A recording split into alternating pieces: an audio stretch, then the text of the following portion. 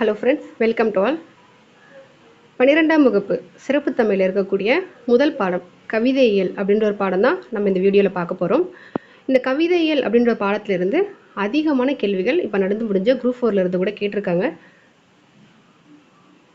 இதில் இந்த கவிதையியல் அப்படின்ற பாடத்தில் எந்தெந்த டாப்பிக்கில் பார்க்க போகிறோம் அப்படின்னா, செவ்வியல் இலக்கியங்கள், அறவியல் இலக்கியங்கள், அற இலக்கியங்கள், காப்பியங்கள், ஐஞ்சிறுகாப்பியங்கள், ஐம்பெருங்காப்பியங்கள், அதை பற்றி, சமய இலக்கியங்கள் அதை பற்றி பார்க்கலாம். சிற்றிலக்கியங்கள் 96 வகை சிற்றிலக்கியங்கள் அதை பற்றியும் கொடுத்துருக்காங்க. வாங்க பார்க்கலாம். கவிதைகள் பண்டைய கால மக்களின் தொன்மை, நாகரிகம், பண்பாடு, அந்த மக்கள் பேசிய மொழி, இந்த சிறப்பு முதலானவற்றை தெளிவுற விளக்கி நிற்கும் கால படிமங்களாக அமைகிறது தான் இலக்கியங்கள். அப்போ 2000 ஆண்டுகளுக்கு முன்னாடியே உலகம் போற்றும் உயர்ந்த வாழ்வியல் நெறிகளோடு வாழ்ந்தவர்கள் தான் தமிழர்கள் என்ற உண்மையை பறைசாற்றி நிற்கிறது தான் சங்க இலக்கியங்கள். அந்த சங்க இலக்கியங்களின் செவ்வியல் தன்மை, அதோட அறக்கவிதைகளின் இயல்பு, காப்பியங்களின் வகைமை, பக்தி இலக்கியத்தின் சால்பு, சிற்றிலக்கிய பெருமை முதலானவற்றை விளக்கி இந்த கவிதையியல் சொல்லுது. இவ்வியலை கற்பதன் மூலம் தமிழ் கவிதைகளின் உலகளாவிய தன்மை, பாடுபொருள், வடிவ ஒழுங்கு, பாவகைகள், இலக்கிய வகைமைகள் ஆகியவற்றை அறியலாம் அப்படி சொல்லிட்டு கொடுத்துருக்காங்க. ஸோ இதில் எக்ஸாம்பிள் கேட்குற மாதிரி இருக்கிற முக்கியமான பாயிண்ட்ஸ் எல்லாம் நான் ஹைலைட் பண்ணி வச்சுருக்கேன். ஸோ அது மட்டும் ரொம்ப இம்பார்ட்டண்ட்டாக இருக்கும், பார்த்துக்கோங்க.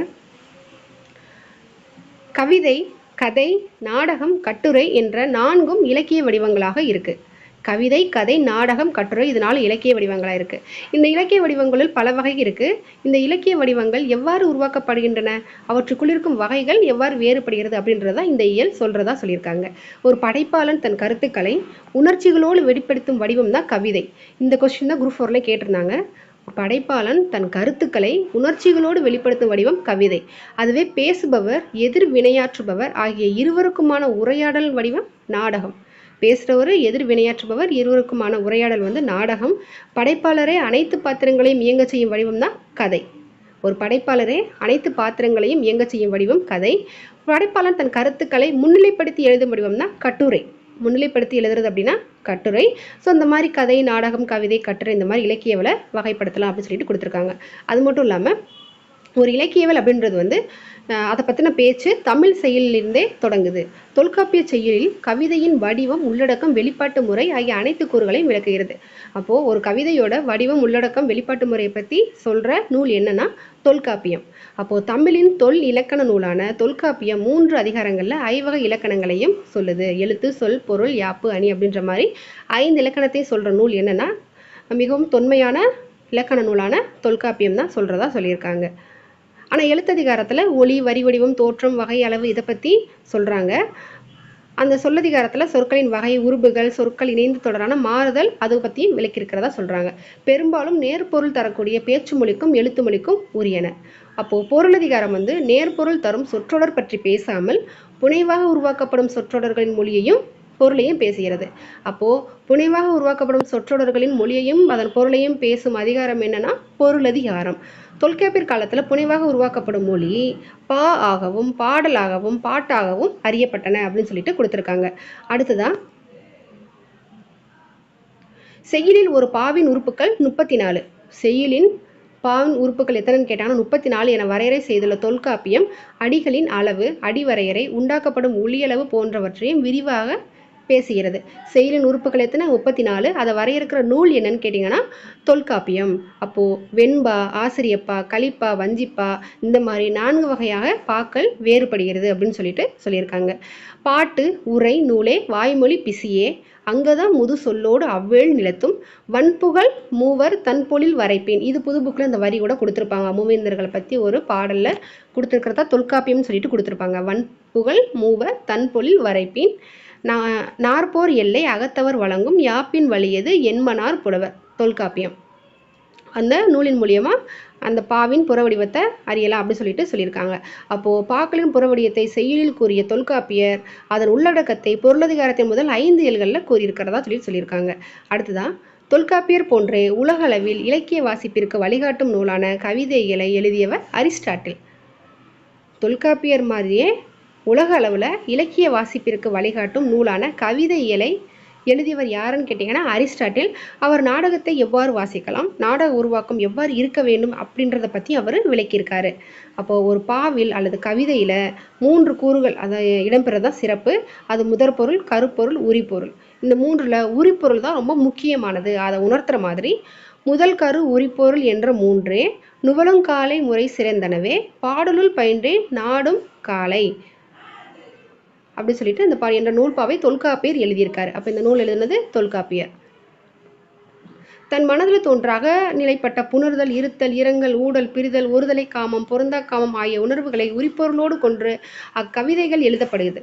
அப்போ இவற்றை அகத்திணைகள் எனவும் அதற்கு மாறாக புறவாழ்க்கை குறித்து எழுதப்படுகின்ற புறக்கவிதைகள் எனவும் தொல்காப்பியர் வரையறுத்திருக்கிறாரு. அப்போ அகத்திணை, அகக்கவிதை, புறக்கவிதை அப்படின்னு வரையறுத்திருக்கிறது யாருன்னு கேட்டிங்கன்னா தொல்காப்பியர் வரையறுத்திருக்காரு. முதற்பொருள் என்பது நிலமும் பொழுதும். முதற்பொருள் நிலமும் பொழுதும். அப்போது இலக்கிய உருவாக்கத்தை நாடகத்தின் வழியாக விளக்கியவர் யாருன்னு கேட்டாங்கன்னா அரிஸ்டாட்டில். இலக்கிய உருவாக்கத்தை நாடகத்தின் வழியாக விளக்கிய அரிஸ்டாட்டில் இவ்விரண்டையும் மையப்படுத்துகிறார் அப்படின்னு சொல்லிட்டு சொல்கிறாங்க.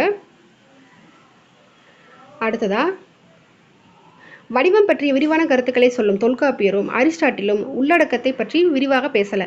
அப்போது ஒவ்வொரு மனிதனின் வெளிப்பாடும் புரிதலும் வெவ்வேறாக இருக்கும் என்பதால் உள்ளடக்கத்தை வரையறை செய்ய முயற்சியும் இருவருமே செய்யலை. அப்போது தொல்காப்பியரின் கவிதைகள் தந்துள்ள மரபை பின்பற்றி தமிழின் ஒவ்வொரு காலகட்டத்திலும் கவிதைகள் எழுதப்பட்டன. எதை பின்பற்றி அப்படின்னா தொல்காப்பியரின் கவிதைகள் தந்துள்ள மரபை பின்பற்றி தான் தமிழில் ஒவ்வொரு காலகட்டத்திலும் கவிதைகள் எழுதப்பட்டிருக்கு அப்படின்னு சொல்லிட்டு சொல்லியிருக்காங்க. அப்போது தமிழில் செவ்வியல் கவிதைகளில் புறக்கவிதைகள் தொடர்ச்சியாக அறவியல் கவிதைகளை வாசிக்கலாம், விளக்கம் கூறலாம். அதே போல் அக்கவிதைகளின் வளர்ச்சியாக தமிழில் தோன்றிய பக்தி கவிதைகள் வடிவத்தை சொல்லலாம். கணியன் பூங்குன்றனாரின் யாதும் ஊரே யாவரும் கேளீர் என்ற கவிதையின் மூலம் இதனை அறியலாம். யாதும் ஊரே யாவரும் கேளீர் கணியன் பூங்குன்றனார். அந்நோக்கத்தின் அடிப்படையிலேயே திருக்குறள், நாலடியார், பழமொழி 400, இன்னா நாற்பது, இனியவை நாற்பது, திருக்கடிகம், சிறுபஞ்சம் மூலம் போன்ற அறநூல்கள் அமைந்திருக்கிறத காணலாம் அப்படின்னு சொல்லிட்டு சொல்லியிருக்காங்க. தொல்காப்பியர் கவிதை மரபு பிற்கால கவிதைகளின் மரபாகவும் இருந்தது என்பதை புரிந்து கொள்வது முதன்மையான இலக்கிய அறிவாகும். யாருடைய கவிதை மரபு பிற்கால கவிதைகளின் மரபாகவும் இருந்தது அப்படின்றத புரிந்துக்கலாம் அப்படின்னா தொல்காப்பிய கவிதை மரபு. இதில் தொல்காப்பியம் கூறும் செய்யுள் உறுப்புகள் 34 பற்றி கொடுத்துருக்காங்க. மாத்திரை, எழுத்து, அசை, சீர், அடி, யாப்பு, மரபு, தூக்கு, தொடை, நோக்கு, பா, அளவு, திணை, கைகோள், கூற்று, கேட்போர், கலன், காலம், பயன், மெய்ப்பாடு, எச்சம், முன்னம், பொருள், துறை, மாட்டு, வண்ணம், அம்மை, அழகு, தொன்மை, தோல், விருந்து, இயைபு, புலன், இடைப்பு. இந்த மாதிரி செய்யுள் உறுப்புக்களை மொத்தம் 34 கொடுத்துருக்குறாங்க. அதை சொல்கிற நூல் என்னன்னு கேட்டிங்கன்னா தொல்காப்பியம். சரி, இப்போது செவ்வியல் இலக்கியங்கள் அப்படின்றத பற்றி பார்க்கலாம். உலகளவில் செவ்வியல் என்ற பொருளில் கிளாசிசம் என்ற சொல் பயன்படுத்தப்படுகிறது. செவ்வியல் அப்படின்றது உலகளவில் கிளாசிசம் அப்படின்னு பயன்படுத்தப்படுகிறது. இது லத்தீன் சொல்லான கிளாசிக்கஸ் அப்படின்றதுலேருந்து தோன்றதா சொல்லியிருக்காங்க. லத்தீன் சொல்லான கிளாசிக்கஸ். அப்போது தமிழில் செவ்வியல் என்பதன் மூலச்சொல் செம்மை என்பதாகும். தமிழில் செவ்வியல் என்பதன் வேர்ச்சொல், அதாவது மூலச்சொல் என்ன அப்படின்னு கேட்டாங்கன்னா செம்மை அப்படின்னு கொடுத்துருக்குறாங்க. அடுத்ததா செவ்வியல் இலக்கியங்கள். ஒரு மொழி நிலைத்து நிற்பதற்கு அதன் பழமையும் வளமையும் மட்டும் போதாது. அம்மொழி பேச்சு மொழியாக, எழுத்து மொழியாக, ஆட்சி மொழியாக, நீதிமன்ற மொழியாக, பயிற்று மொழியாக நிலை பெற்றல் வேண்டும் அப்படின்னு சொல்லியிருக்காங்க. அப்போ இதெல்லாமே நம்ம தமிழுக்கும் இருக்குது அப்படின்னு சொல்லியிருக்காங்க. அடுத்து எழுத்து உருவான பின்னரே ஒரு மொழி முழுமை அடைகிறது. அதன் பின்னரே வளர்ந்து செழுமையுற்று செவ்வியல் இலக்கியங்களை படைக்கும் திறனை அது பெறுது அப்படின்னு சொல்லியிருக்காங்க. அப்போது செவ்வியல் இலக்கியங்களின் காலகட்டம் என்ன காலகட்டம் அப்படின்னா கிரேக்க மொழியின் செவ்வியல் இலக்கிய காலகட்டம் என்ன? 5ஆம் நூற்றாண்டு முதல் 4ஆம் நூற்றாண்டு வரை கிரேக்க மொழியின் செவ்வியல் இலக்கியம். லத்தீன் மொழியில் செவ்வியல் இலக்கிய காலகட்டம் என்ன? கிமு 1 கிபி 2. இது பொறுத்துகளை கேட்கலாம். சீன மொழியின் செவ்வியல் காலகட்டம் என்ன? கிமு 8 கிபி 3. சமஸ்கிருத மொழியின் காலகட்டம் என்ன அப்படின்னா கிமு 4 கிபி 8ஆம் நூற்றாண்டு வரையான காலகட்டம். இதை பொறுத்துகளை கேட்கலாம். தமிழ் செவ்வியல் இலக்கியங்கள் எப்படி இருக்குது அப்படின்னா உலக மொழியியல் அறிஞர்கள் சங்ககால இலக்கியங்களை செவ்வியல் இலக்கியங்களாக ஏற்றுக்கொண்டுள்ளனர். அப்போது சங்க இலக்கியங்களின் காலம் கிமு 6ஆம் நூற்றாண்டு முதல் கிபி 2ஆம் நூற்றாண்டு வரையான காலம் சொல்லிட்டு சொல்கிறாங்களாம். சங்க இலக்கியத்தோட காலம் என்ன அப்படின்னு சொல்லிட்டு கேட்கலாம். என்ன அப்படின்னா கிமு 6ஆம் நூற்றாண்டிலிருந்து கிபி 2ஆம் நூற்றாண்டு வரைக்கான சங்க இலக்கியத்தின் காலம். அப்போது சங்க செவ்வியல் கால தமிழ் சமூகம் பல துறைகளிலும் உயர் வளர்ச்சி அடைந்து ஒரு சமூகமாக இருந்துள்ளதாக சொல்லியிருக்காங்க. அடுத்து சங்க இலக்கியம். பாட்டு என்பது 10 பாட்டையும் தொகை என்பது 8 தொகையையும் குறிக்கும். பாட்டுனா 10 பாட்டு, தொகைனா 8 தொகை. இவற்றை 11 மேற்கணக்கு நூல்கள், அதாவது சங்கம் மருவிய காலத்திற்கு முன்னாடி தோன்றதான் சங்க நூல்கள். அது 10 பாட்டும் 8 தொகையும் நம்மளுக்கு தெரியும். அப்போது இதில் வந்து அக மற்றும் புற வாழ்வியல் கூறுகளை நம்ம அறிய முடியும். அப்போ சங்க பாடல்களின் எண்ணிக்கை மொத்தம் என்னன்னா 2381. கேட்கலாம், சங்க பாடல்களின் எண்ணிக்கை என்ன அப்படின்னு கேட்டிங்கன்னா 2381 பாடல்கள் இருக்குது. இதில் அகத்திணை பாடல்கள் என்னென்னா 1862. அகத்திணை பாடல்கள் 1862, புறத்திணை பாடல்கள் 519. இதில் சங்க பாடல்களை எந்த திணையோட பாடல்கள் அதிகம்னு கூட கேட்கலாம். அப்போது அகத்திணை பாடல்கள் தான் ரொம்ப அதிகம். என்ன 1862 பாடல்கள் இருக்குது. புறத்திணை பாடல்கள் 519. சங்க புலவர்களோட எண்ணிக்கை என்னன்னு கேட்டிங்கன்னா 473 பேர் இருக்காங்க. அடுத்ததான் பெண்பார் புலவர்களின் எண்ணிக்கை என்னன்னு பார்த்தீங்க அப்படின்னா 49. சங்க புலவர்கள் மொத்தம் 473, அதில் பெண்பால் புலவர்கள் மட்டும் 49 பேர் இருக்காங்க. இவங்களில் யாதுமூரே யாவரும் கேளீர் அப்படின்னு பாடின கணியன் பூங்குன்றனாரும் ஒருத்தராக இருந்திருக்காரு. இந்த சங்க புலவர்களில் 473 பேரில் ரொம்ப அதிகமான பாடல் பாடி முதலிடத்தில் இருக்கிறது யாருன்னு பார்த்தீங்கன்னா கபிலர். 235 பாடல்கள் பாடி முதலிடத்தை பெறும் கபிலரும் இதில் இருக்காங்க அப்படின்னு சொல்லிட்டு கொடுத்துருக்காங்க. அரசர், வணிகர், மருத்துவர், கணியர் போன்ற சமூகத்தின் பல்வேறு அங்கத்தினரும் நல்லிசை புலவராக இருக்காங்க. பெண்பார் புலவர்களும் தனி சிறப்பு பெற்றிருந்திருக்காங்க அப்படின்னு கொடுக்குறாங்க. சங்ககால புலவர்களை சான்றோர் என சுட்டுவது தமிழ் மரபு அப்படின்னு சொல்லிட்டு சொல்லியிருக்காங்க. அடுத்ததா சங்க இலக்கியம். சங்க இலக்கியம்னா என்ன அப்படின்னா 11 மேல் கணக்கு நூல்களை தான் சங்க இலக்கியம் சொல்லுவோம். சங்கம் மருவிய காலத்துக்கு முன்னாடி இருந்தது. இது வந்து 8 தொகை 10 பாட்டு அப்படின்னு 2 வகைப்படும். அப்போ 8 தொகைனா என்னன்னா தொகை நூல்கள், அதாவது ஒரு புலவர் பாடிய பாடல்கள் தான் 10 பாட்டு. அதாவது 10 பாட்டில் இருக்கிற 10 நூலையும் ஒரு புலவர்கள் பாடியிருப்பாங்க. தொகை நூல்கள் அப்படின்னு என்னன்னா பல புலவர்கள் பாடிய பாடல்களோட தொகுப்பை தொகுத்து வச்சிருக்கிறதுக்கு பேர் தான் தொகை நூல். அதில் 8 தொகையில் அகம், புறம், அகப்புறம் அப்படின்னு சொல்லிட்டு பிரிவுகள் இருக்குது. அகம்னா 5 நூல் வரும். நற்றிணை, குறுந்தொகை, ஐங்குறுநூறு, கலித்தொகை, அகநானூறு. புறம்னா 10 புறநானூறு. அகமும் புறமும் கலந்த நூல் என்னன்னு கேட்டாங்கன்னா பரிபாடல். இதில் நற்றிணையோட அடிவரையறை என்ன அப்படின்னா 9 to 12 அடிவரை தான் இருக்கும். அதுக்கு விதிவிலக்கா 13 அடியில் போதனார் பாடியிருப்பாங்க. குறுந்தொகைனா 4 to 8, ஐங்குறுநூறுனா 3 to 6 இருக்கும். அகநானூறுனா 13 to 31 அடிவரையர்கள் இருக்கும். இதில் நற்றிணையை தொகுப்பித்தவர், அதாவது தொகுத்தவர் கிடையாது, தொகுப்பித்தவர் யாரும் பன்னாடு தந்த பாண்டியன், மாறன் வழியை தான் இருப்பாங்க. குறுந்தொகை தொகுத்தவர் பூரிக்கோ. ஐங்குறுநூறுனா யார் வருவாங்க அப்படின்னா புலத்திரை முற்றிய கூடலூர் கிளர் தான் இதை தொகுத்தவர். தொகுப்பித்தவர் வந்து யானைக்கட்சை, மாந்திரஞ்சேரல், இரும்பொறை தான் ஐங்குறுநூறா தொகுப்பித்தவர். கலித்தொகை நல்லந்துவனார். அகநானூறு யார் அப்படின்னா அதை வந்து தொகுத்தர் யாருன்னா உருத்திர சன்மர். தொகுப்பித்தவர் பாண்டியன் உக்கிர பெருவழுதி. 10 பாட்டு நூல்கள் அப்படின்னு பார்த்தோம் அப்படின்னா அதில் அகமும் புறமும் இருக்கும். அதில் அகம் கலந்த நூல் என்ன அப்படின்னா குறிஞ்சிப்பாட்டு, முல்லைப்பாட்டு, பட்டினப்பாலை, நெடுநெல்வாடை. இதுதான் அகம் கலந்த நூல். அதில் வந்து குறிஞ்சிப்பாட்டு ஆசிரியர் யார்? கபிலர். முல்லைப்பாட்டு நப்போதனார். பட்டினப்பாலை கடியூர் உருத்திர கண்ணகனார். நெடுநெல்வாடை நக்கீரன். நெடுநெல்வாடையும் இந்த திருமுருகாற்றுப்பாடையும் நக்கீரன் அவங்க இயற்றினது. பொருளாற்றுப்பாடை அப்படின்னா முடத்தாம கண்ணியர். சிறுபானாற்றுப்படை நல்லூர் நத்தத்தினார். பெரும்பானாற்றுப்படை யாருன்னா அதுவும் கடியலூர் உருத்திர கண்ணகனார். பட்டினப்பாலை இயற்றிய கடியலூர் உருத்திர கண்ணகனார். மலைப்படுகடாம் பெருங்கௌஷிகனார். மதுரை காஞ்சி மாங்குடி மருதனார். இதில் ஆற்றுப்படை நூல்கள் மட்டுமே மொத்தம் 5 நூல்கள் இருக்கும். இதுதான் வந்து சங்க இலக்கியம் சொல்லிட்டு சொல்லுவோம். அடுத்ததான் பழந்தமிழரோட வாழ்வியல் முறை எப்படி இருந்தது அப்படின்னு சொல்லிட்டு கொடுத்துருக்காங்க. அவங்களுடைய வாழ்க்கை முறை எப்படி அப்படின்னா உலகத்திலே மிக பழமையான செவ்வியல் இலக்கியங்களில் தொன்மைக்கும் செருவைக்கும் சற்றும் குறைவில்லாத வளங்கள் தான் நம்ம சங்க இலக்கியம் அப்படி சொல்லிடுறாங்க. அதில் வந்து பாடு பொருளா இலக்கிய வகைமையாலும் திணை, துறை இந்த மாதிரி அமைப்புகளாலும் சங்கத்தமிழ் கவிதைகள் மேலோங்கி நிற்குது. அதில் அவங்களோட வாழ்க்கையை பற்றி ஃபஸ்ட்டு இயற்கையோட எந்த வாழ்க்கையாக இருந்திருக்கு. எப்படி அப்படின்னா மானிட வாழ்வே சங்க இலக்கியத்தின் மையம். மானிட வாழ்வே சங்க இலக்கியத்தின் மையம். அதில் வந்து சங்க அகப்புற பாடல்கள் இயற்கை காட்சிகளை வர்ணனையாக உள்ளுரையாக மனித வாழ்விலோடு இணைத்ததை பாடுறது தான் சங்க அகப்புற பாடல்கள். ஐம்புலன்களுக்கும் விருந்தாக அமையும் இயற்கையை மக்களின் காதல், வீரம், இன்ன பிற வாழ்வியல் கூறுகளோடு இணைத்து பாடுறத சங்க இலக்கியத்தோட மரபு. எனவே சங்க இலக்கிய காலத்தை இயற்கை நெறி காலம் அப்படின்னு சொல்லிட்டு வழங்கலாம்னு சொல்றாங்க. இயற்கை நெறி காலம் என வழங்கும் காலம் என்ன அப்படின்னா சங்க இலக்கிய காலம்.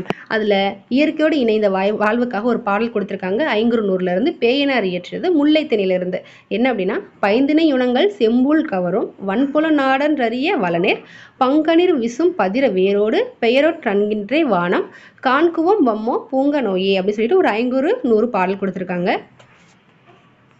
அடுத்து காதல் வாழ்வு அவங்களோடது எப்படி இருந்தது அப்படின்னா, பண்டைய தமிழ் மக்களோட அன்புள்ளத்தோடு கலந்த ஒரு அக உறுப்பாகவே வியர்க்கை விளங்கியிருக்கு அப்படி சொல்லியிருக்காங்க.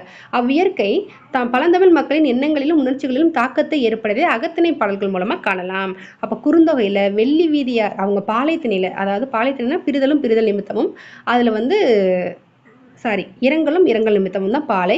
அதில் ஒரு குறுந்தொகை பாடல் கொடுத்துருக்காங்க. என்ன அப்படின்னா, நிலம் தொட்டு புகார் வானம் ஏறார் விலங்கு இரு முன்னிற் காலின் செல்லார் நாட்டின் நாட்டின் ஊரின் ஊரின் குடிமுறை குடிமுறை தேரின் கெடுநரு முளரோ நம் காதல் ஓரே அப்படின்னு சொல்லிட்டு ஒரு குறுந்தொகை பாடல் கொடுத்துருக்காங்க. இதோட ஆசிரியர் யார் அப்படின்னா வெள்ளி வீதியார் அவங்க பாடினது.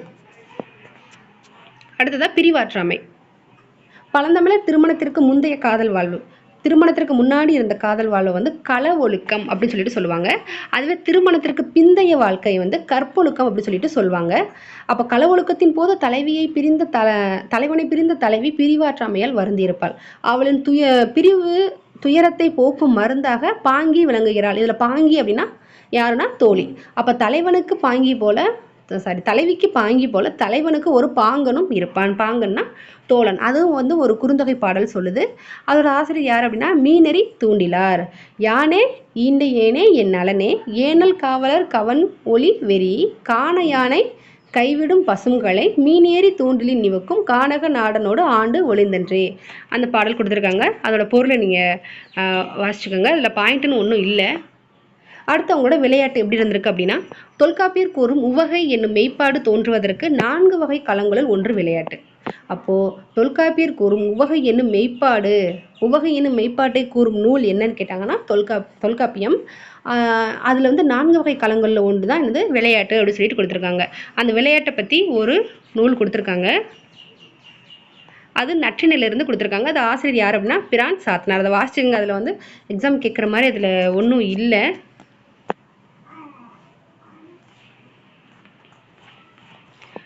அடுத்ததா அறிவோம் தெளிவோம். ஓரையாடுதல் அப்படின்னா, ஓரை என்பது சங்ககால இளம் மகளிர் விளையாடிய விளையாட்டுகளில் ஒன்றாகும். ஓரை என்பது சங்ககால இளம் மகளிர் விளையாடிய விளையாட்டு. ஓரை என்றால் என்ன பொருள்? ஒலி எழுப்புதல். ஓரைனா என்ன? ஒலி எழுப்புதல். இது ஆரவாரம் எழுமாறு ஆடப்படும் ஆட்டங்களை குறித்ததாக கொள்ளலாம். கடலலை பாயும் மணலிலும் ஆற்று மணலிலும் சேற்று நிலத்திலும் முற்றத்திலும் பரப்பப்பட்ட மணலிலும் இது விளையாடப்பட்டதை சங்கப்பாடல்கள் தெரிவிக்கின்றன அப்படின்னு சொல்லியிருக்காங்க. ஓகே, அப்போது பழந்தமிழ் மக்களோட கொடைத்தன்மை எப்படி இருந்துச்சுன்னு பார்த்தீங்கன்னா, சங்க காலத்தில் பொருள் உடையவர்கள் அதை தேவை கருதி வேண்டி வருவோருக்கு பயன் கருதாது வாரி வழங்கும் கொடைத்தன்மை உடையவராக இருக்காங்க. பொருணராற்றுப்படையில் கரிகால் பெருவளத்தான் என்ன பண்ணியிருக்காரு அப்படின்னா, அவரோட கொடை சிறப்பை கூற வந்த முடத்தாம கண்ணியார் பின்வரும் பாடல் வழி புலப்படுத்துகிறார். யாரு? பொருணாற்றுப்படையில் கரிகாலனுடைய சிறப்பை முடத்தாம கண்ணியார் சொல்லியிருக்காங்க. என்னன்னா, அது ரொம்ப பெரிய பாடலாக இருக்குது. அதில் முக்கியமான பாயிண்ட் என்ன அப்படின்னா, இது புது புக்கில் கொடுத்துருப்பாங்க.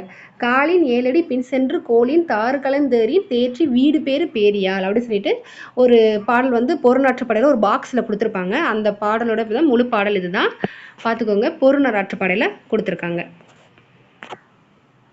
அந்த கரிகாலன் மக்கள் எப்படி பார்த்துக்கிட்டார் அப்படின்னா, பசு தன் கன்றை அன்போடு அரவணைத்தல் போல கரிகால வளவன் தன்னோட மக்களை பாதுகாத்தார் அப்படின்னு சொல்லிட்டு சொல்கிறாங்க. வெண்குதிரைகள் 4 பூட்டிய தேர்மேல் அனுப்பி வைப்பான் 7 அடி பின் சென்று நின்று ஏறுங்கள் என்பான். இதுதான் அந்த பாடலோட அந்த வரியோட பொருளாக சொல்லிட்டு கொடுத்துருப்பாங்க. ஏறிய பின் பேரியாலை மீட்ட சொல்லி கேட்பான். யாரு? கரிகாலன். அடுத்து அவங்களுடைய அரசியல் வாழ்வு எப்படி இருந்துச்சு அப்படின்னா, அதில் ஒரு புறநானூற்று பாடல் ஒன்று கொடுத்துருக்காங்க பாருங்க. ஆன்று அவிந்து அடங்கிய கொள்கை சான்றோர் பலர்யான் வாழும் ஊரே. ஆன்று அவிந்து அடங்கிய கொள்கை சான்றோர் பலர்யான் வாழும் ஊரே. ஆசிரியர் பிசிராந்தையர் புறநானூறு அப்படின்ற நூலில் சொல்லியிருப்பாரு.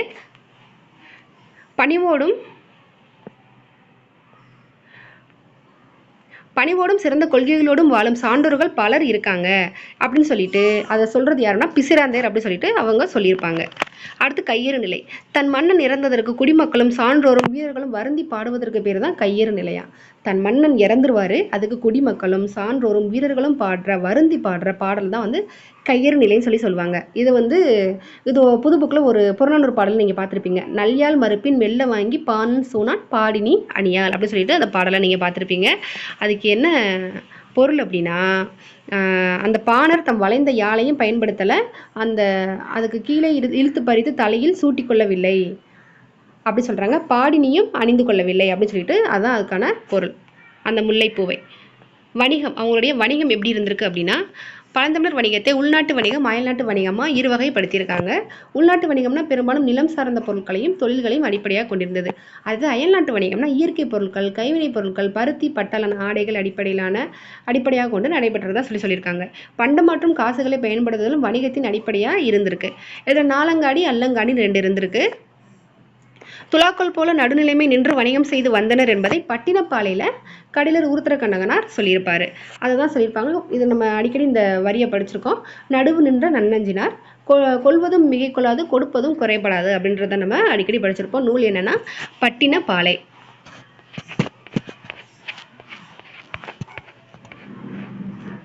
அப்போ பழந்தொழிலால் வரும் முனைவினை கொள்ளும் நெருங்கின குடியிருப்புகள் கொண்ட பட்டினமாக விளங்குவது என்ன அப்படின்னா காவிரி பூம்பட்டினம். அவங்களுடைய வேளாண்மையை பற்றி கொடுத்துருப்பாங்க. பழந்தமிழ் இயற்கை சூழல், பருவகாலம் ஆகியவற்றிற்கு ஏற்ப நிலத்தை நன்கு உழவு செய்து பாங்கும், விதைகளை தேர்வு செய்வதில் உள்ள அனுபவம், பயிர் நுட்ப அறிவு, நீர்ப்பாசன நுட்பம், வேளாண்மை, காவல் பணி, இந்த மாதிரி திணை அடிப்படையில் வேளாண்மை முறைப்படுத்தி முழு பயனையும் தெரிந்து வச்சிருந்தாங்க அப்படின்ற ஒரு சங்க பாடலில் என்ன சொல்லியிருக்காங்க அப்படின்னா பெரும்பாலாற்று பாடலில் சொல்லியிருக்காங்க. அவங்களுடைய வேளாண் முறையை பற்றி எந்த பாடலில் சொல்லியிருக்காங்கன்னா பெரும்பாலாற்று பாடல். இப்படின்னு கேட்கலாம், வேளாண்மை பற்றி எதில் சொல்லியிருக்காங்க, அவங்களுடைய வணிகத்தை பற்றி எந்த நூலில் சொல்லியிருக்காங்க அப்படி சொல்லிட்டு அந்த தலைப்பு வச்சு கூட கேட்கலாம். வேளாண்மை பற்றி பெரும்பாலாற்று படையில் சொல்லியிருக்காங்க. வீரத்தை பற்றி வீரம், அவங்களுடைய புற வாழ்க்கையை பற்றி சொல்கிறதே புறநானூறு தான். அதில் புறப்புண் பெற்றவர்கள் வடக்கிருந்து உயிர்நீத்தலை புகழென கருதினர். இவ்வாறு வடக்கிருந்து உயிர்நீத்தலை சிறந்த வீரமாக வெண்ணி குயத்தியார் பாடுவது இங்கே சிறப்பு. அப்போது இதில் கேள்வின்னு பார்த்தீங்கன்னா வடக்கிருந்து உயிர்நீத்தலை சிறந்த வீரமாக பாடியவர் யாருன்னு கேட்டிங்கன்னா வெண்ணி குயத்தியார். இந்த பாடல் நீங்கள் படிச்சிருப்பீங்க. நளியிரு முன்னீர் நாவாயொட்டி வழிதொழில் ஆண்ட உறவோர் மருக, களியல் யானை கரிகால் வளவ சென்று அமர் கடந்த நின் ஆற்றல் தோன்ற, அந்த பாடல் தான். பாடல் வந்து புறநானூறு. ஆசிரியர் வெண்ணி குயத்தியார். ஓகே, இப்போது 12ஆம் வகுப்பு சிறப்பு தமிழில் 4 தலைப்புகள் இருக்குது. சமய இலக்கியம், காப்பியங்கள், சிற்றிலக்கியங்கள், அற இலக்கியம், செவ்வியல் இலக்கியம் சொல்லிட்டு இது பாடம் வந்து ரொம்ப பெரிய பாடம். அதனால் வந்து ஃபஸ்ட்டு டாபிக் செவ்வியல் இலக்கியம் அப்படின்ற பாடத்தை மட்டும் நம்ம பார்த்துருக்கோம். அடுத்ததாக பகுதி 2 பகுதி 3 அடுத்தடுத்த லெசனை பார்க்கலாம். தேங்க்யூ.